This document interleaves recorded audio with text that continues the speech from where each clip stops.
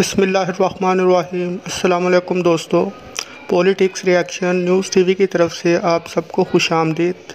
آئیے چلتے ہیں پروگرام کی طرف۔ دوستو، پاکستان کے سابق وزیر اعظم چودھری شجاعت حسین اپنی کتاب سچ تو یہ ہے میں لکھتے ہیں کہ 1981 کی وہ دوپہر میں کبھی بھی نہیں بھلا سکوں گا جب میں گلبرگ میں اپنے ایک دوست کے ساتھ بیٹھ کر گپ شپ کر رہا تھا کہ اچانک فون کی گھنٹی بجی اور بتایا گیا کہ میرے والد چودھری ظہور الہی پر ماڈل ٹاؤن موڑ کے قریب ان کی گاڑی پر ایک اسلحہ بردار نے حملہ کر دیا ہے اور اس حملے کے نتیجے میں میرے والد شدید زخمی ہو چکے ہیں۔ میں اسی پریشانی کے عالم میں گھر پہنچا اور دیکھتا ہوں کہ میرے والد کے سارے دوست اکٹھے ہو چکے ہیں۔ ساتھ والے کمرے میں ہی میرے تایا جان چودھری منظور الہی خاموش بیٹھے تھے۔ جب میں نے والد کی خیریت دریافت کی تو وہ بے ساختہ رونے لگ پڑے۔ اس وقت میں سمجھ چکا تھا کہ میرے والد صاحب اب اس دنیا میں نہیں رہے۔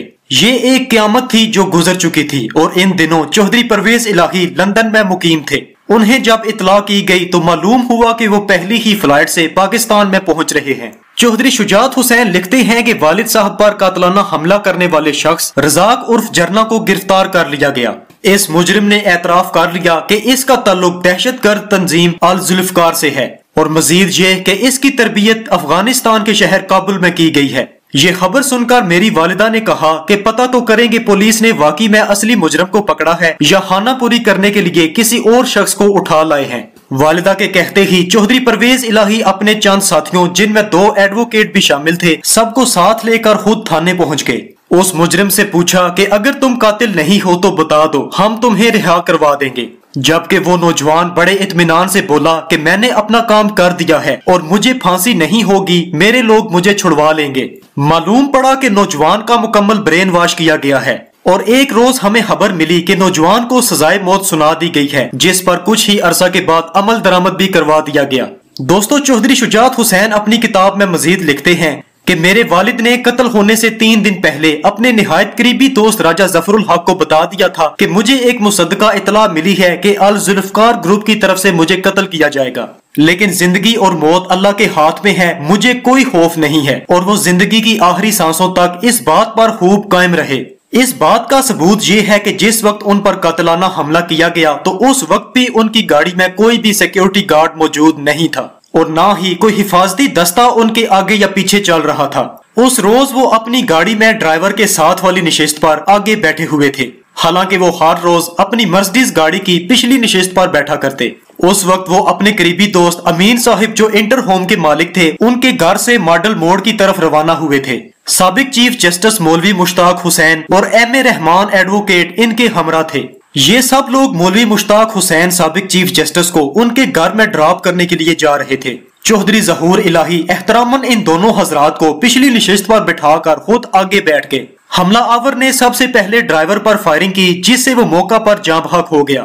اس کے بعد اس شخص نے گاڑی پر گرنیڈ پھینکا اور اگلی نشست پر بیٹھے ہوئے چودھری ظہور الہی شدید زخمی ہو گئے۔ ہسپتال میں پہنچانے تک راستے میں ہی ان کی شہادت ہو چکی تھی۔ دوستو، گاڑی کی پچھلی نشست پر بیٹھے مولوی صاحب معمولی زخمی ہوئے، جبکہ ایم اے رحمان ایڈوکیٹ مکمل طور پر محفوظ رہے۔ چودھری شجاعت حسین کا کہنا تھا کہ میرے والد پاکستان کی ہسٹری میں دہشت گردی کے ذریعے قتل ہونے والے سب سے پہلے سیاستدان تھے۔ والد صاحب کے ساتھ شہید ہونے والا ڈرائیور محمد نسیم کی بہت بڑی خواہش تھی کہ اس کا بیٹا اعلیٰ تعلیم حاصل کرے، اور ہم نے پھر اس کی خواہش اس طرح سے پوری کروائی کہ برن ہال ایبٹ آباد جیسے اعلیٰ تعلیمی ادارے میں اس کے بیٹے کو تعلیم دلوائی۔ اپنی پڑھائی مکمل کرنے کے بعد اب وہ لڑکا باعزت طور پر اپنا روزگار کما رہا ہے۔ چودھری شجاعت حسین لکھتے ہیں کہ والد صاحب کے چلے جانے کے بعد ہمارے تایا جان چودھری منظور الہی نے جس طریقے سے پورے خاندان کی کفالت کی، اس کا ذکر کیے بغیر یہ کہانی ادھوری رہے گی۔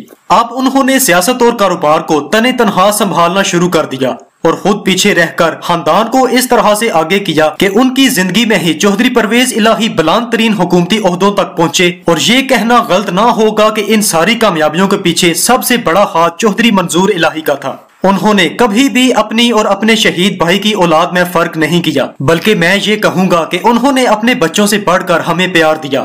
بہرحال والد صاحب کی وفات کے بعد میرے لیے سب کچھ بدل چکا تھا اور مجھے عملی سیاست کے میدان میں اترنا پڑا۔ عملی سیاست کے ہر موڑ پر میرے لیے میرے والد کا کردار مشعل راہ ثابت ہوتا رہا۔ ان کا یہ پختہ یقین تھا کہ زندگی اور موت اللہ کے ہاتھ میں ہے، اور اسی یقین کے ساتھ میں نے سیاست میں قدم رکھا اور سب سے بڑھ کر عوامی خدمت اور اصولوں کی سیاست کو اہمیت دی۔ مجھے یہ نہیں پتا کہ کیا میں عوامی امنگوں پر پورا اتر سکا ہوں یا نہیں، یہ فیصلہ بہرحال عوام نے ہی کرنا ہے۔ دوستو، اللہ تعالیٰ سے دعا ہے کہ چوہدری شجاعت حسین کے والد چوہدری ظہور الہی کو جنت الفردوس میں اعلیٰ مقام عطا کرے۔